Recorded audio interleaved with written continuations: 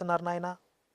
మరి అలాంటి పరిస్థితుల్లో నీవు వారి యొక్క మనోనేత్రాన్ని తెరిపించే విధంగా వారికి జ్ఞానాన్ని అనుగ్రహించవలసిందిగా ఈ చిన్ని ప్రార్థనని మా ప్రభు మా రక్షకుడు అయినటువంటి ఐలీ తాత నామంలో అడిగి వేడుకొంటున్నాం తండ్రి. ఆమెన్. ప్రొఫెసర్ ఐలియా దగ్గర నుంచి పాస్టర్ ఐలియా, ఆ తర్వాత యేసు రెండవ రాకడిగా మారినటువంటి ఐలియా తాత జీవితం గురించి మీరు ఇప్పటి వరకు చూశారు.